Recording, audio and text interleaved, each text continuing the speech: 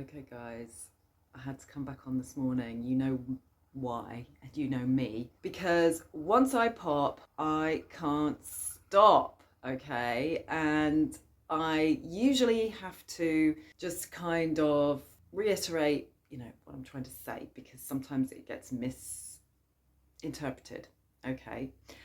So I've got about half an hour while I've got chicken roasting in the oven for my animals. Okay, yes. And I really wanted to kind of come back on and talk a little bit more, guys, outing the narcissists. Okay, now, the truth is we all have, and I've spoken a little bit about it, but I really felt on that video that I wasn't able to fully kind of say everything I wanted to say. I'm probably not going to in this video either, because I don't really want to focus on, narcissists in particular. They love that.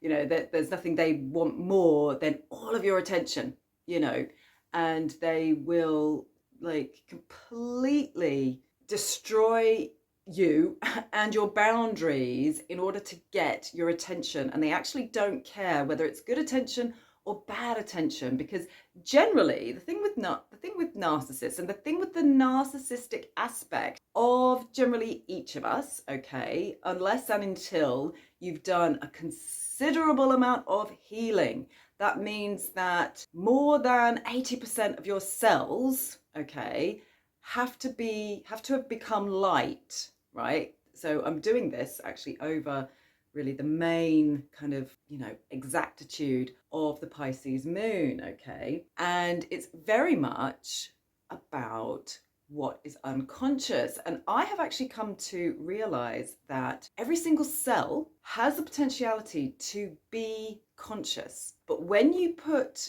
junk in your body and you poison yourself, the body goes into like a war. It's like a war zone inside the body, and there you create a cytokine storm. Okay, now cytokines are the chemical messenger that force the blood to start laying down and depositing fat and calcium. Okay, and so what essentially begins to happen is that the veins and the arteries, in particular around the brain and heart, actually begin to turn to bone. Okay, this is what we mean by hardening. Okay, we literally put up a wall. Okay, we harden down in 3D, which means we are no longer a being of light. Okay, and so that is something that we very much have to get back to. Okay, and so my intention this morning was to kind of call this video "What is Love?" because I've decided that really it is my mission, if you like, to really get everyone to understand the essence of love. Okay, because it's so easy to be destroyed by narcissists. Okay, it's happened to me for a really long time. And and this idea of ghosting, the reason I hate it so much was because I was so insulted by narcissists, and the way that they ghost each other. And narcissists love ghosting, but not only that, they love to be ghosted. They love to be ghosted. They think, it's like, oh, baby, ghost me harder, mama.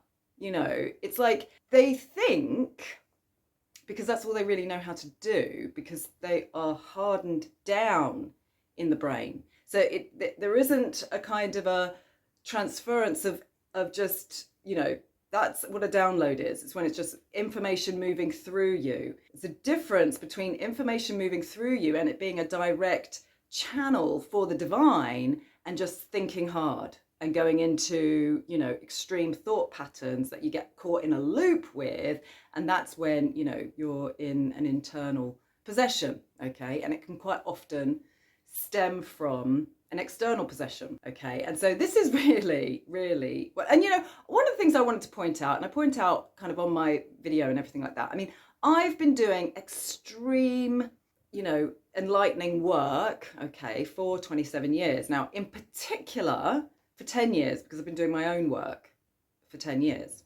And, you know, for 80% of that time, okay, so for 8 years, I was really doing the work for 6 to 8 hours a day, okay, of really working out the physicality of my body and beginning to turn it into light, okay.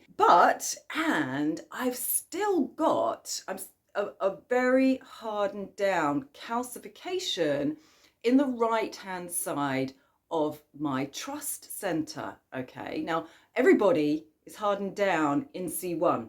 Okay, and it's called the trust center, and I talk about this in my course. It's one of the big issues in my course, okay, that you need to come to realize, and we need to open up the trust center. And we very much know that it's a trust center because it's an area that is completely open as a baby. It's completely open, and we're so open and soft and trusting and in a state of love, in a trusting state of love, that a person could drop your head and kill you instantly, and you just wouldn't even bat an eyelid. You wouldn't be worried about it. You're not worried about it. You're not scared about it because you're just in a state of total oneness and total present moment nowness, okay, and awareness.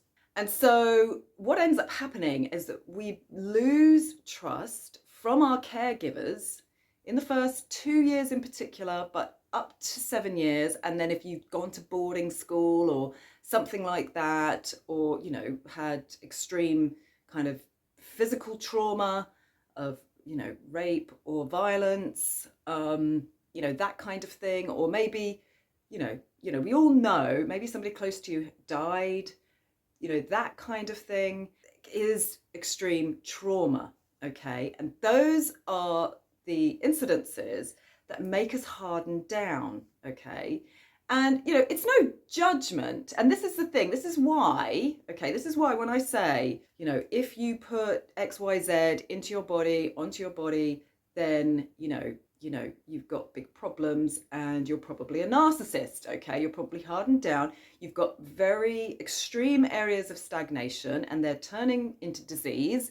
You are putrefying from the inside, okay? And that means that your mind you're not in your right mind, okay? You know, there are health indicators, okay? I talk about them all the time, but a big one for knowing if you're putrid inside is farts and poos, okay? If your shit stinks, it's because you aren't creating a healthy environment on the inside, okay? So, you know, this is how we know. Okay, this is how we can know, because disease is textbook. It's not, you know, a beautiful, you know, sort of spontaneous kind of unique experience, okay, disease. It happens, and so, you know, this is why I always talk about, you know, we aren't different. We are exactly the same. We are flesh and bone. We have organs in the same places. We have, and for that reason, then there are certain foods and certain substances that are good for the body. Okay, they are health giving and they are life affirming. Okay, and then there are food and substances that are poison to the body. Okay, I don't care how long you've been using it. Okay, it's still poison. You may not feel it's poison, but it is poison. Okay, and I'm outing it now, right? And so I don't want to know. I do not want to know who's doing what, when, and where, and to whom. Okay, because if I know about that, then I feel like I'm talking to those people personally, and I don't want to talk to anybody personally. I'm not talking to anybody personally. I'm talking to humanity generally because I've been there and I was poisoning myself, you know, in an extreme way for many, many years. And as a result, I was narcissistic, but I was also a weakened empath. And weakened empaths also love to be ghosted. okay, because it affirms, the reason what we love to be ghosted is because it affirms that we are powerless and worthless, useless, hopeless, and helpless. Okay, and so, you know, when somebody affirms that for us, we just want to kind of cling on and go, oh, please make me feel better. You've made me feel bad. Please make it better for me, you know. And so, you know, I mean, I found this out years ago, but it didn't really resonate with me because I was attracted to love that wasn't love and didn't have anything to do with love. And it was possessive and obsessive, okay? And, you know, like a very jealous love that was very much projected onto me. Like, you are jealous. No, I'm not fucking jealous. I just don't like your behavior and I don't like the way you live your life. So I'm going to tell you I don't like it. And you're just going to scream you're jealous at me. No, I'm not jealous. I'm trying to have boundaries. I'm not very good at it because I've been a weakened empath. But, you know, you are good at it. And because I'm weak, you know, and I've known many narcissists, and quite often they're in the same family, real extreme narcissists. And it's disgusting the way we have to watch them belittle, have a go at, you know, and generally make everyone's lives difficult and say nothing. We're not allowed to say anything about it. If we say anything, then we get in trouble and it just hammers down on our heads, you know. And this then creates a kind of the empath with an apocalyptic worldview. They're too scared to say anything. They're too scared to open their voice, and they spend their whole time actually making excuses. It's Stockholm syndrome, making excuses for their captors, okay, for their victors, right? And so, you know, one of the things that I feel so strongly about now that we really, really need to understand and we really need to learn, okay, I've got my little Mimi here, he is attacking me, aren't you, in the background? Yes. You need to build up your skills. So, you know, so one of the things I feel really, really strongly about is because I hear the New Cage community talking about it all the time, and they just don't know what they're talking about most of the time because, like I said, they are atrophying and, you know, are continuously, particularly if they're using things like, you know, I don't know, all sorts of plant medicines and things like that, which I also, anything that makes you puke, right? Your body is saying it's fucking poison, get it out of my body. Okay, that's the only reason. And so, you know, and I've seen it, okay, and it can destroy people and it's destroying their mental health. And so I dread to think what it's actually doing to their insides, okay, and opening them up psychically to all sorts of demonic entities, right, which are real. And we are living in a satanic, demonic state, okay? It's within each one of us.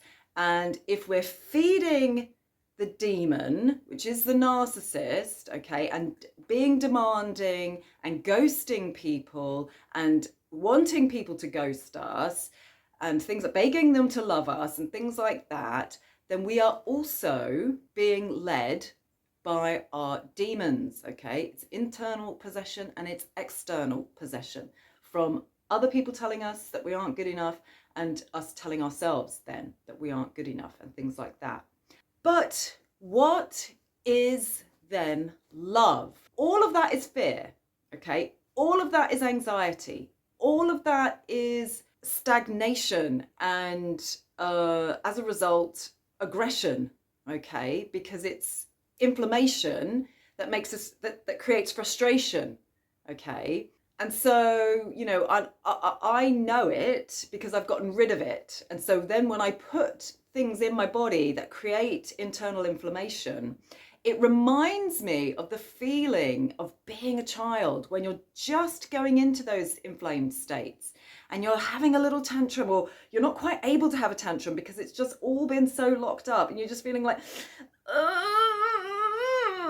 it's all happening and why is it happening and I don't want it, please make it stop happening, you know, kind of like that, because we've had too much sugar, too many grains, and we're putrefying from the inside, okay? But when you are in a state of putrefaction, you're just in a projection then, and your experience will just be one of inflammation in many of your relationships, but you won't own any of it because it's happening in many of your relationships. So it's always somebody else's fault.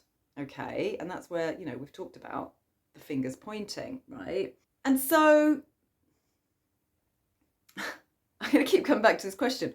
What is then love? Okay. It's the opposite, right? It's anti that. Okay. And so love is unconditional giving, okay? And I think it's so important that we need to know what love is, because quite often people bandy that word around a fucking lot, right? I can't bear it when I hear people who have been in a relationship for less than 2 years talk about love, okay? Because it's got nothing to do with love. Love is a doing word. It's an action word, and it's something that occurs over the process of many, many, many, many years, working through all sorts of tricky and sticky situations, okay, and managing to bring them into balance and into harmony in your own heart, ultimately, okay. So love is something that we have personally. It really isn't something that kind of is created between two people. There can be all sorts of things that are created between two people. Lust and affection and connection and, complication, usually, okay, as a result of all of that. But rarely it's love, okay? Rarely it's love. And I'm really beginning to learn that when it comes to love, that I also have an expectation, and we're told don't have expectations. And I've come to realize that, yes, I don't have an expectation of X, Y, or Z, okay? Tom, Dick, or Harry, okay? I don't have expectations of those people personally, but I do have expectations for the people that want to be in my life. And, I have expectations from friends, for instance. And if people don't fulfill those expectations, then to me they aren't really friends. They're accomplices. They're acquaintances, okay? And they're people that, there might be some connection. They're people that I get on with, that kind of thing. But I'm not going to consider them a real true friend, okay? Particularly if they're ghosting and that kind of thing, or if they're being in behaviors that I just don't agree with, and I've had to say to people in my life in the past, people who I did consider deep friends, but start going off on strange behaviors of, maybe obsessing about someone who's married, or, really putting down someone that I don't even know because they haven't even introduced me to them, but they constantly bringing them into my life and they're constantly putting them down. And then they're in these kinds of dynamics of ghosting each other, and I have to listen to it. They're not a friend to me, okay? They might be a hanger-oner, they might be a vampire that sort of is harvesting, energy. I might even give to that person because I don't, and believe me, they are a person, okay? Because I don't want, I want an easy life, okay? I don't want just to be bombarded by people's shit all the time, okay? So sometimes I do give to those people. I do listen to those people, and I try and be a friend for as long as I can. But then when it goes on for too long, I will then say, I'm sorry, but, because actually all of my planets, my stellium is in the second house. It's all about values. And that's what I've had to really come to kind of learn, like, what are my values? And I've got really strong values. I've got a really strong value system. And so if somebody's life is not, even of things that they're doing to themselves, maybe you don't work, I don't agree with it. You're going down a really demonic path. If you're not able to give of yourself in service, then as far as I'm concerned, there's no love, okay? And if there's no love there, there's no self-love. And if there's no self-love, then you aren't able to be my friend. You aren't able to be my partner, in particular my partner, because you give no love. Love is unconditional giving, but And I'm having to be really quick, guys, because I don't want to burn the chicken. So it's a lot of information, okay? I'm trying to like give it to you all in kind of half an hour. But so this is my point, right? Love is unconditional giving, but it isn't destroying yourself, okay? It isn't giving from an empty cup, because when you're giving from an empty cup, it isn't just over giving, right? That's my point. It isn't over giving. That isn't love. Because when you're over giving, and I've been there, okay, and I thought it was love, right? And it isn't. It is, again, terribly narcissistic, because it's all about, the whole narcissism thing is all about lack. There isn't enough for me, okay? And it's very self-centered and it's very selfish, okay? There's nothing wrong with being self-centered. We must be the center of our lives, okay? Narcissists don't want you to be the center of your own life. They want to be the center of your life, okay? And if they're not the center of your life, they're going to make your life difficult, okay? So overgiving is also narcissistic. It's about being needy. Narcissists are very needy. They need, and a weakened empath who's narcissistic needs to be needed. They need to know that everybody is nothing without them. It's like, oh, we must have this person to do everything for us, and oh, they're wonderful when they do everything for us, and then and really you're doing everything for everyone because you want to be indispensable, okay? And the only person that you're actually destroying is yourself, and that isn't love, okay? That isn't unconditional love, okay? Unconditional giving, which is unconditional love, comes from filling the self first. It comes from the overflow. And overflow is unconditional giving. Overgiving is Indian giving often. It's kind of trying to give but wanting to take it back at the same time, okay? And, if there's nothing else that I leave a legacy with in this world, okay, in this life and, on the earth, okay, I want to leave knowing that everyone knows how to gravitate towards love, okay? And it isn't ghosting, right? So if somebody is ghosting you and what they're doing is they're trying to get a hook in, because they're so weakened and they're so disillusioned and they're so depressed that they really aren't happy unless everybody else is like that, okay? It's the only thing that makes them happy. They like to see people working hard, and they like to see people getting worked up hard, okay? And they will push you and push your boundaries and force you. There's a lot of forcing that happens in these relationships, okay? And I have come to know them, and quite often they are the people who are very empathic as well. So we're both, okay? It's a spectrum, but we're on both ends of the spectrum, okay?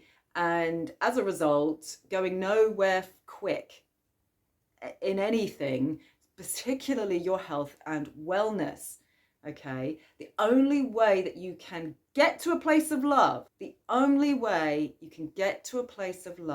is filling your cup first, okay? And, the beautiful thing is you can fill your cup as well as give a little bit to others, okay? It doesn't have to just be a me thing.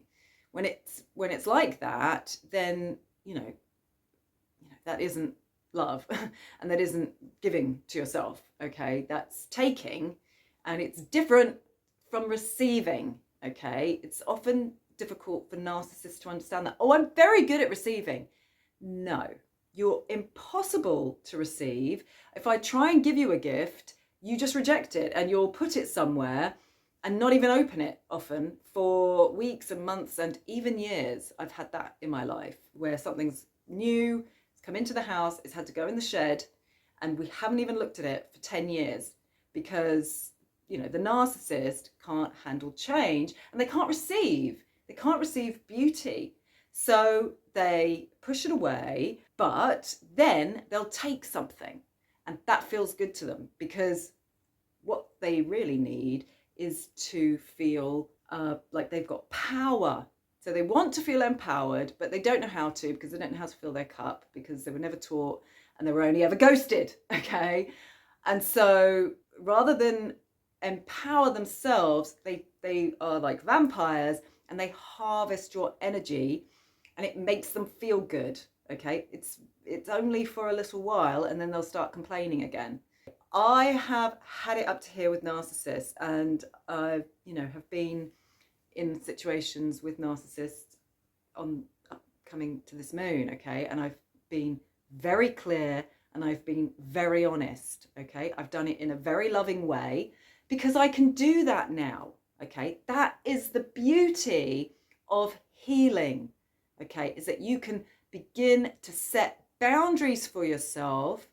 And setting boundaries isn't about screaming. If you're having to scream and cry and beg, okay, then you aren't setting boundaries. Boundaries is about becoming so centered in yourself that you have really strong values. It's a strong value system, and it's one that you won't allow to be crossed. It's like, this is what I believe, and this is what I expect in my life. I do have expectations particularly from a partner, somebody that wants to come into my life and be there most of the time, almost all day, every day. Okay. You've got to work your shit out. You've got to be at least 80% light to come into my life. Okay. And that means that you will not be eating sugars. Okay. You won't be eating grains. You won't have been doing that for a number of, months in particular, because, maybe there's somebody out there who, I mean, Christ, actually, in one of the videos I did, I got wiped, and everyone would have loved it. I was going to actually post it because it was on my new device. I did buy a new device, but in the end, that device just wasn't at all what I was requiring. But I thought, I'm just going to do a video.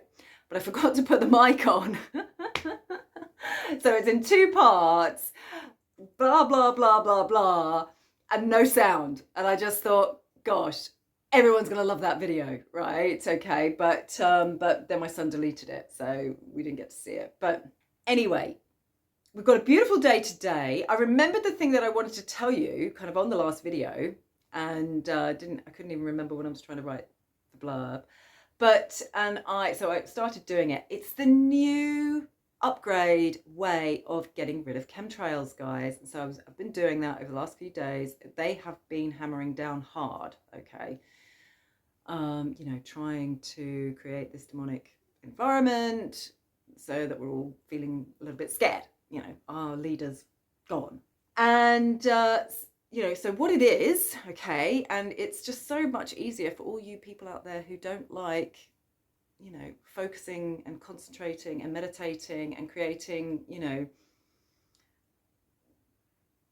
containment and ultimately love, okay, with the mantras, okay, and that is one of the most powerful mantras, powerful spells, BBB bind, BBB bind, BBB bind, that you will ever use. But if you are too lazy to use anything like that, there's a very, very simple technique. It's not even a technique. It doesn't even have anything to do with you personally. So you won't be healing yourself at all. You'll be very pleased about that. No, most people out there don't like self-healing, okay? They haven't got time to do it. They don't want to hear about it, okay? So all you have to do is buy yourself some white distilled vinegar, okay? Either put it in a bowl outside, or just spray it on tarmac, on concrete, okay? Just pour it on concrete, on tarmac. And I was starting to do that, and so I've actually been able to see the moon 2 nights running, hoping for a hat trick. And I might even go out tonight in the full moon, in the fullness of the moon. I've had a couple of really powerful processes with this new moon. Heard some astrologers saying you will be laughing and you will be crying. That is exactly what I was doing last night. But it's given me the opportunity to talk to a few people that I needed to, and tell them exactly what I think. But I will see you inside the app if you want to know how to not be all of those things in double quick time. Okay, it's a quickening, but it's not a simulation, guys. Okay, it's a quickening, but it isn't like the star seeds believe, right? The aliens are not coming to heal you instantaneously. That isn't happening, okay? That isn't going to happen. You are flesh and bone, right? And you need to turn it into liquid light. It doesn't happen overnight. Understanding an inner standing of something that I've locked down, and still it's locked down, okay? It doesn't happen overnight. No one is coming to save you, even and especially the aliens, okay? Please do the work and download the app, guys, because it really, really is the quickest way that you are ever going to get yourself on the ladder of ascension.